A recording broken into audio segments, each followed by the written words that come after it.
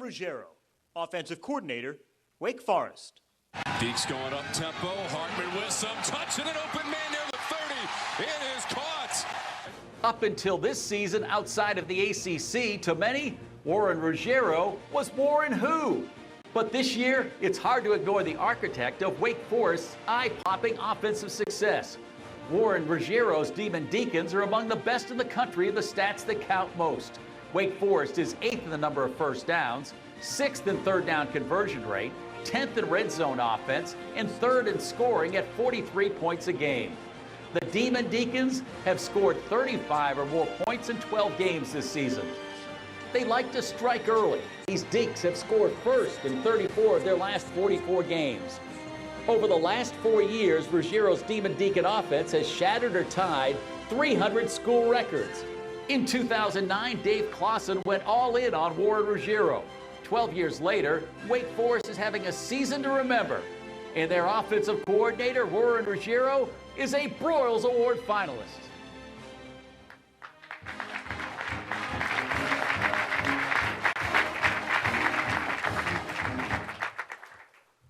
Thank you.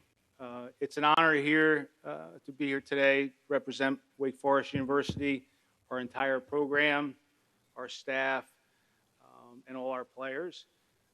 It's also just want to recognize the Broyles Foundation and thank them for an amazing 2 days here, really a first-class event, and for everything they do in the community and for the people with Alzheimer's. So just starting out talking about how we got here. I started out as a walk-on quarterback at the University of Delaware, and my dream was to be a college football coach. That's what I wanted to do. That's what I wanted to do all my life.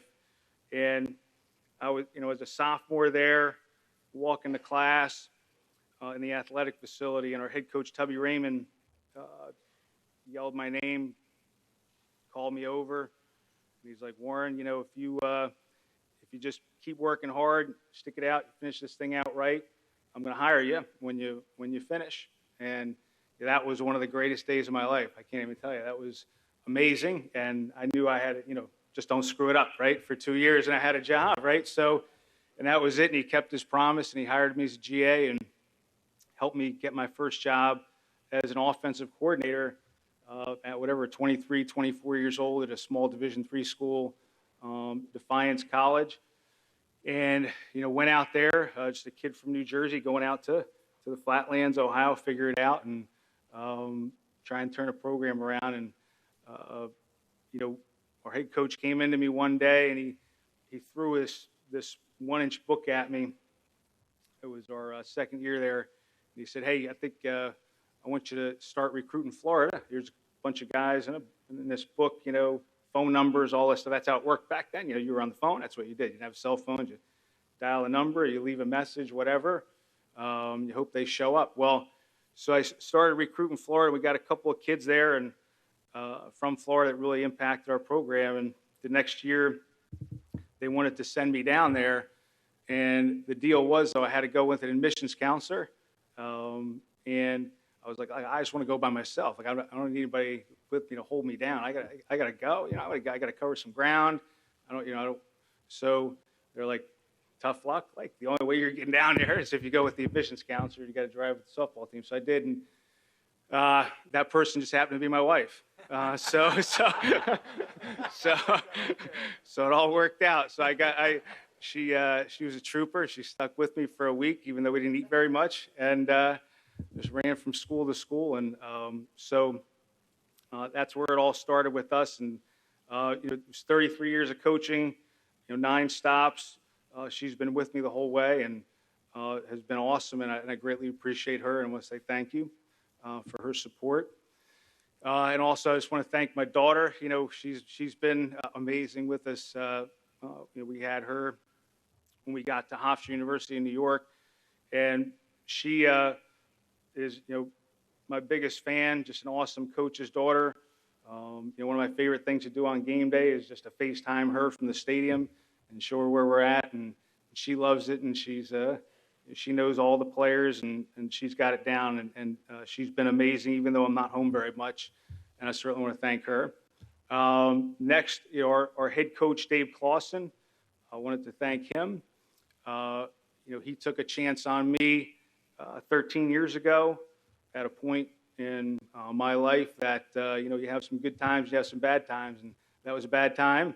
I'd left a great job at Elon University. We were really good.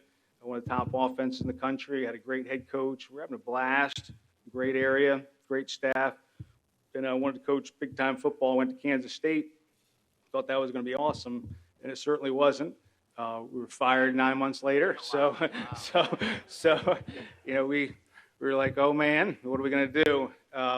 And next thing you know, God had a plan, and Dave Clausen called me up, and I went to work for him at Bowling Green, and we had 5 great years there, and we're able to go to Wake Forest. And he has just been, you work with a lot of people over your time, and he is truly a man of his word, a man of class, a man of honor. In our profession, that doesn't always happen. He follows the rules all the way, the ethics of our game, and is a first-class human being. And, I'm just lucky to work for him and to have the job that I have, and to have the players that I have, and to do what I love, and to coach players that, love football, and to work for a guy like that has truly been an honor. So I stand before you very blessed, and I'm very thankful for being here today, and I want to congratulate the rest of the guys up here. Thank you very much.